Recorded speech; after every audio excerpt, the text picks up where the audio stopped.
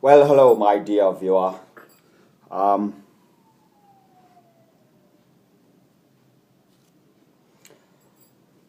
Sorry about that brief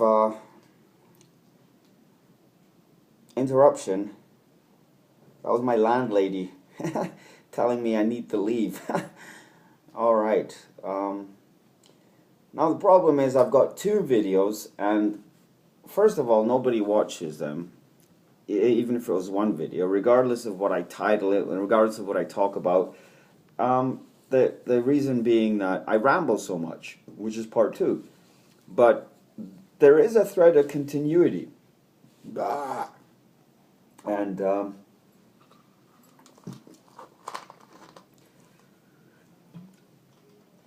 there is a thread of continuity. And recycling. Oh, crap. This place is such a goddamn mess. Look at this place.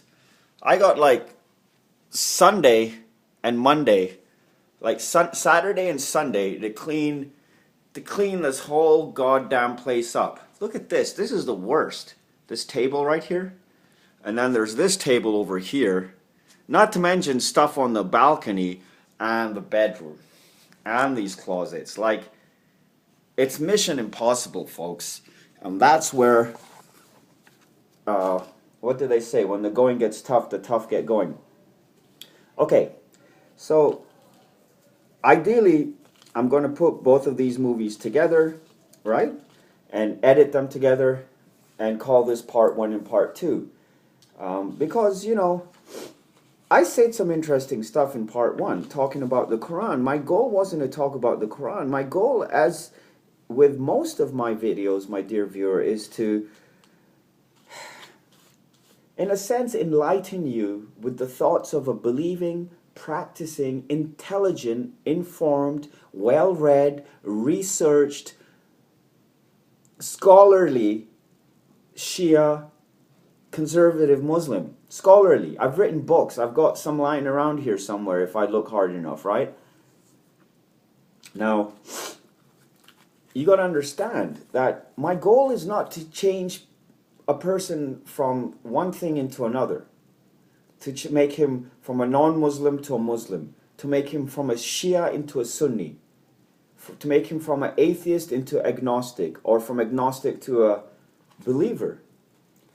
If I have one goal, there's a external and internal aspects of the goal. Externally, I want to be an advocate for God. There is a God. Call him creator, call him a higher spirit, call him the universe, call him nature. Lahul asma'ul husna, says the Quran. Call him by whatever name you like. He has the most beautiful of names. The most beautiful of names are his. Higher spirit is his, right? Fate, karma, call it what you like. Call it or him or whatever. Don't say it. Because when you talk about it, when you say, see, this is the thing. So the thing is that everything leads to something else. So I said there were two aspects. One aspect of my mission is to be an advocate for God or higher spirit or universe or what have you. And it's not an impersonal it. It's a intelligent being like we are.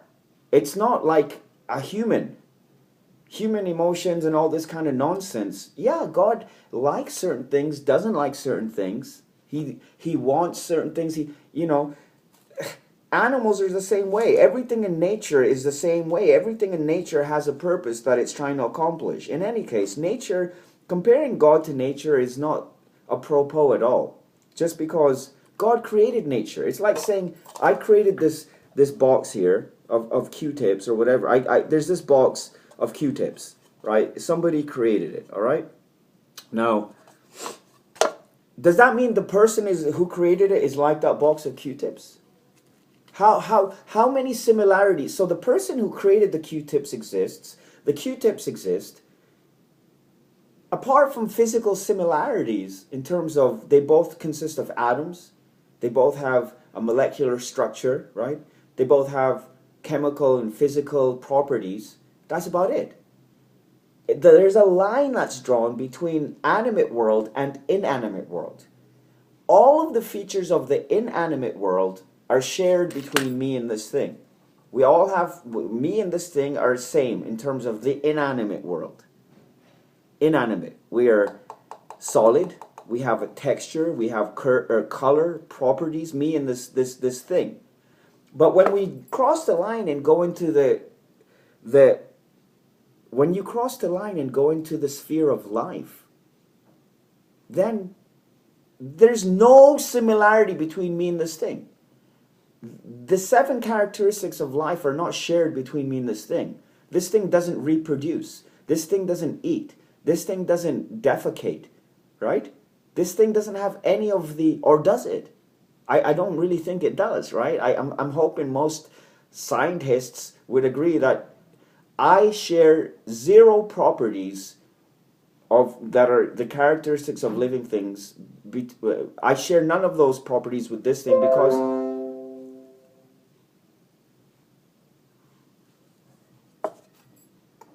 anyway, atheist bot, one of my atheist friends just tweeted me.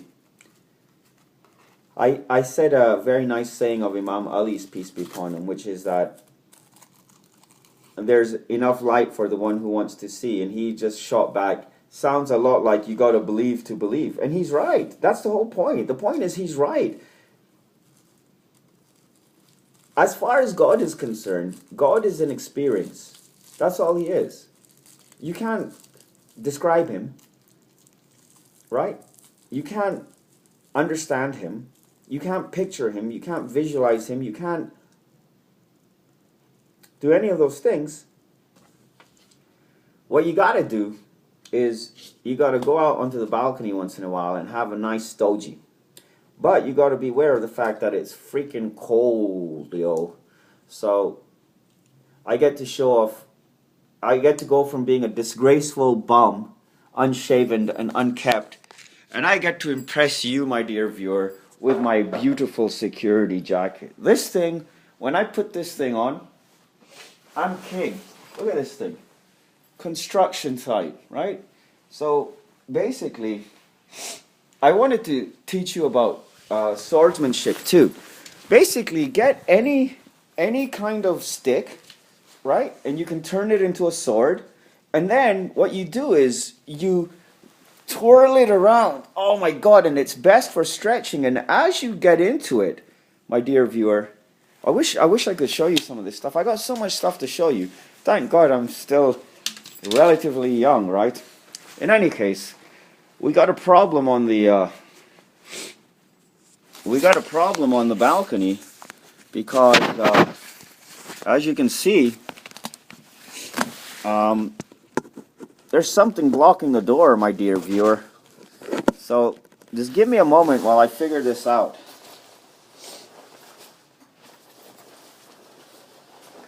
Put on my trusty jacket.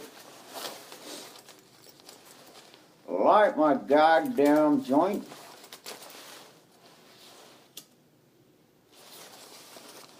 And we're in business. The problem is that there's something, not just one thing, but 2 things obscuring the door.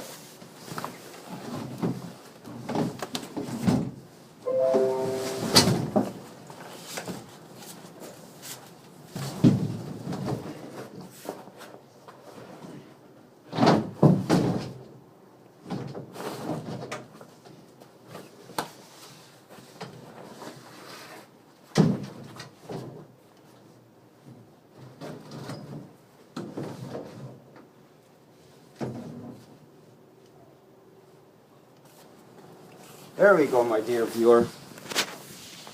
We're all right for now. What it is this giant contraption that I look horrible, don't I? I need to shave, seriously.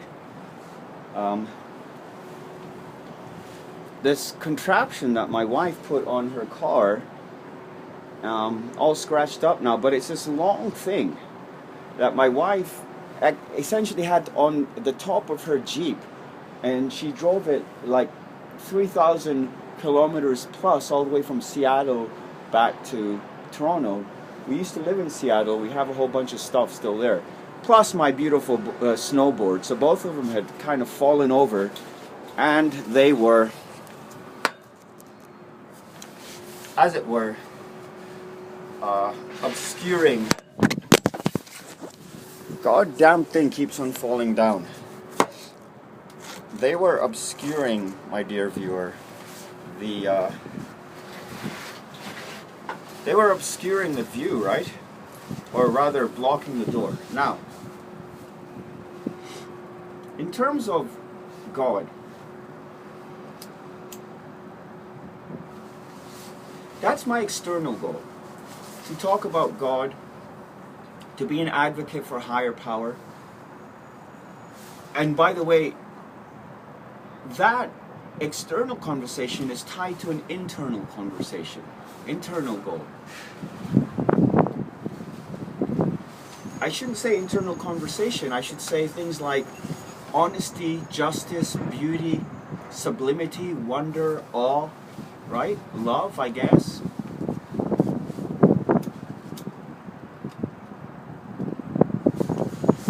Self-improvement. You see, the two things are tied together. Atheists, my atheist friends like to say that, well, you religious people,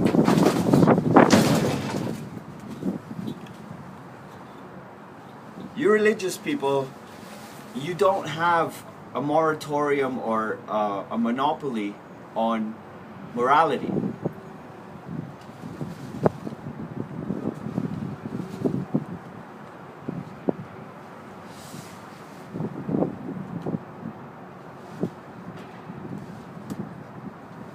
They say you don't have to believe in God in order to be a good person, and they're right.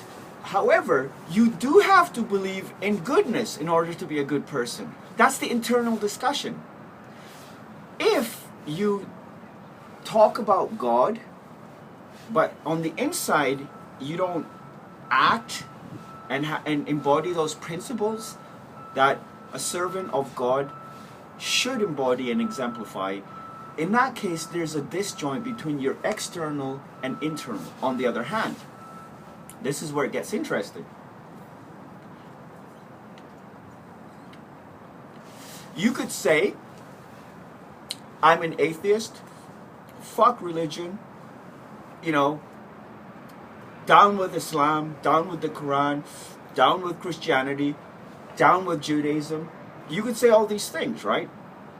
But be a great person, because on the inside, the thing that you're shunning is all the hypocrisy and all of the power mongering and all of the greed and all of the sin, essentially, that is prevalent in religious organizations and religious people. If I was not a Shia Muslim, I would be an atheist too, frankly.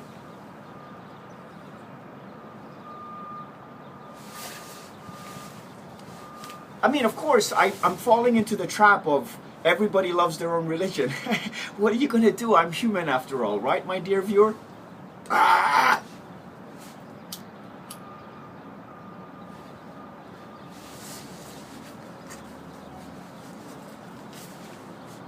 Anyway, maybe I'll upload both of these movies separately. The first one will be called A Few Words on the Quran, and then this one is called Dear Atheist Friends, Believing in Good is Believing in God. How about that? Now that's only one part of what I'm talking about. However, you need to pick a nice title. You can't just put it out there and with some, you know, as an author, as a writer. Okay, let me just put it in some context. So I'm standing there as a traffic signal person.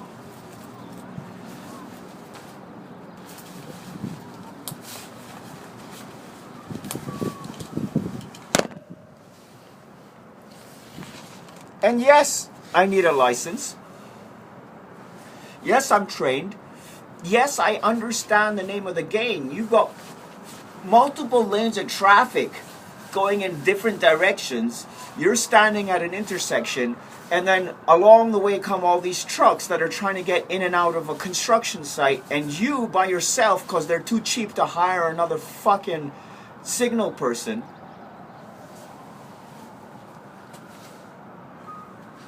you're basically like God.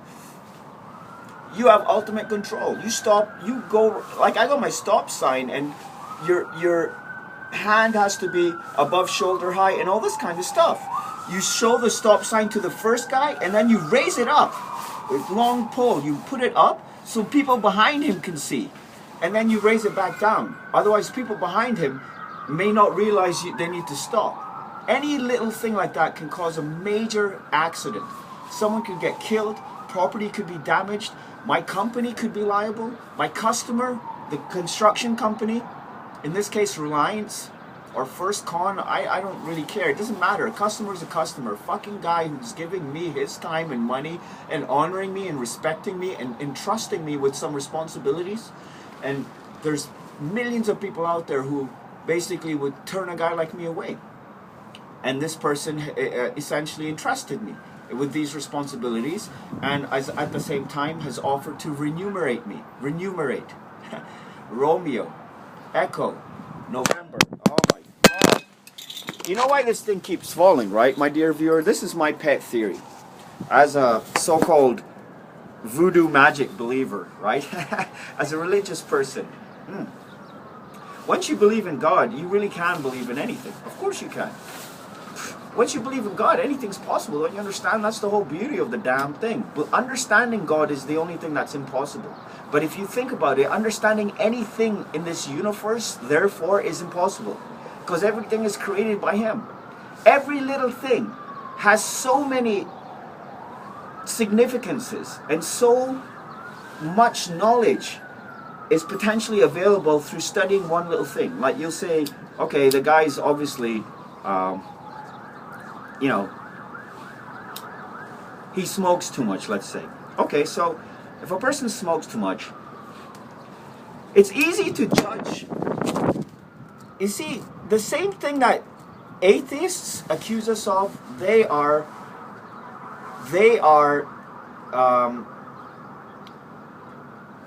guilty of. They say, well, you just say God did it, and oh my God, I think it's time to go back inside, my dear viewer. This stupid thing, and look at this over here.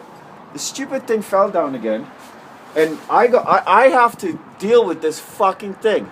My wife is going off to, now she's going to Colombia for 2 months, and this fucking thing, I gotta move it. I gotta move everything out of here. I gotta clean the whole place up in 2 days, move everything out of here, and all of this bullshit.